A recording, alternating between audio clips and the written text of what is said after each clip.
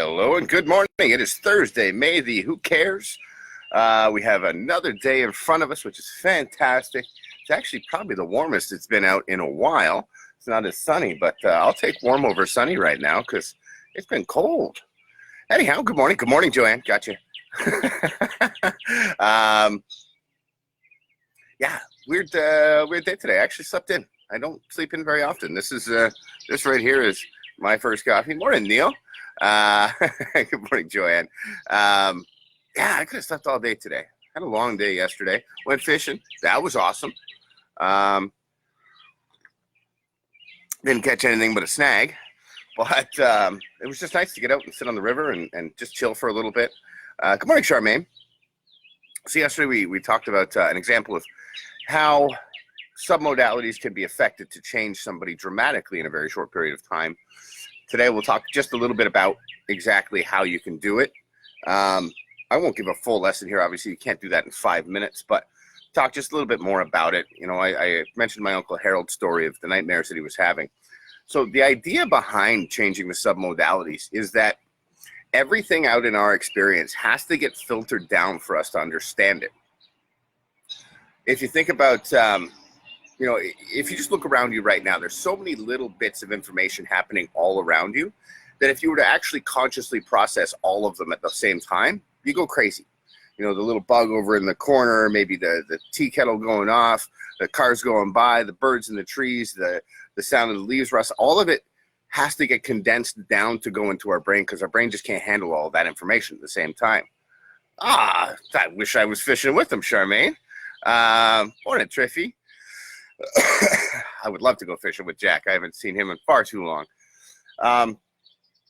So the idea of the submodalities is that everything that's in our exterior experience, in our outside world, has to be condensed down. Our physical body can process the information around it, but our mental one cannot. So what happens is it gets filtered not only through our senses. Good morning, Craig. Ian, geez, Craig. Good morning, Ian. Not only gets filtered down through our senses, but it also gets filtered down through our experiences.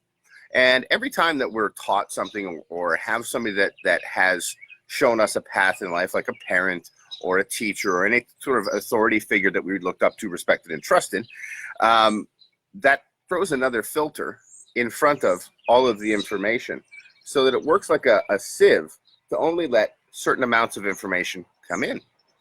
The other thing that our brain does is says, oh, that looks like this. I'm going to make it be that.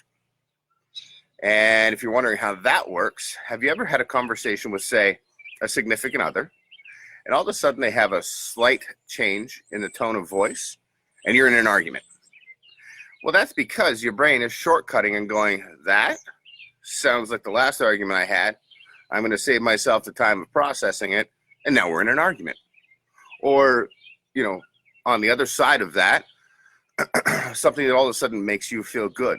For me, you know, one of the simplest pleasures in life is a morning coffee. And my brain registers that it's going to be a good experience. The second that I start cleaning out my coffee pot and start to smell the coffee, my brain is like, oh, instant good mood. This is where I'm going to go. This is my morning. So how do we change those representational systems? Once they're imprinted, doesn't mean that they have to stay. The challenge is most people are trying to change their reaction to everything. Good morning, Lorraine. Can you recommend a Yes, absolutely. Tony Robbins has The Power Within. It's a great book. It's where I first learned it. I was actually reading that at the same time that I went down to Scottsdale to learn it in person. Most people focus on changing the behavior. It's not the behavior. That's the back end of how the information gets processed. Sorry, it's Unleash the Power Within by Tony Robbins. Fantastic book. Little dated, but fantastic book. Everybody focuses on trying to change the behavior, trying to change the result. It's not about changing the result. It's about changing the representational system in the beginning by saying, good morning, Dougie. By saying, okay, I'm not going to let my brain shortcut this and let it go to just this instant response. I'm actually going to consciously process it, and being aware of that information coming in. We say, you know, you've heard me say a million times, awareness is the first step to change.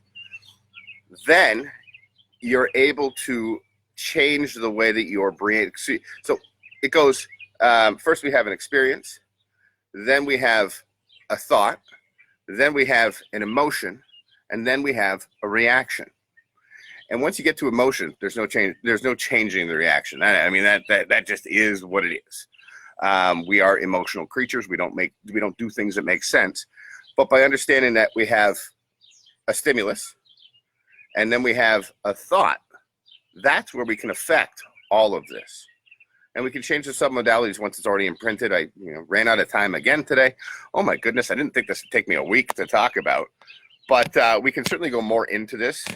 Sorry, somebody texting me at the same time as talking, and now I'm messing up the other phone. Ladies and gentlemen, it's 9 a.m. Please rise to your feet.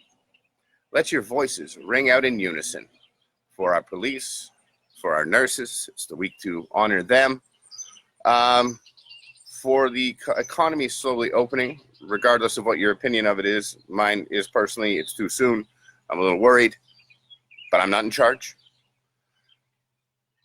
Let's come together today for our national anthem.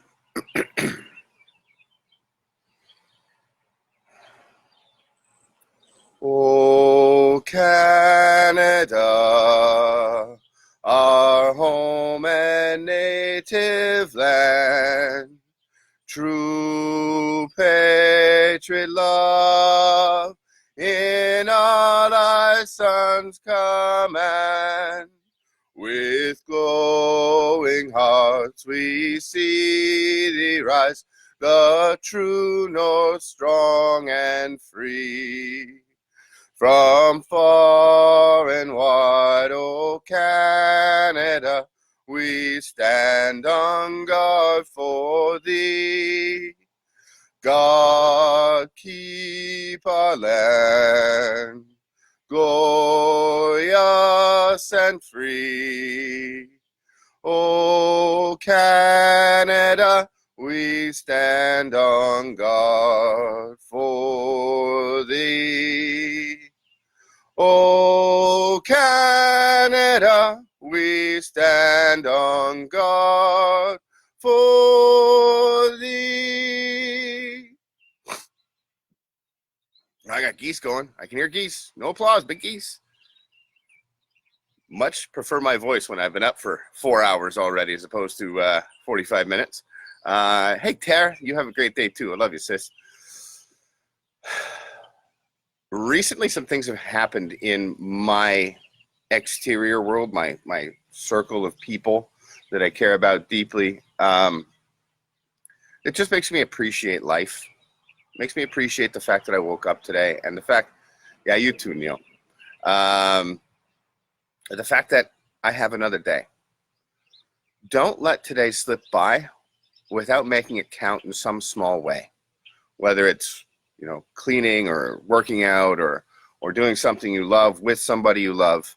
Don't let it slip by. Don't let it slip by and just be a pointless day. Do something today that makes you realize that you're alive. It's in your heart, Lois. That's about the cheesiest line I can say, but it's true. Lois is amazing. Yeah, man. Don't let days slip by. We only have so many. Make them count in some small way, and make somebody else happy that you're there. It matters. We don't get another one of today. Anyhow, ladies and gentlemen, good morning, Carrie.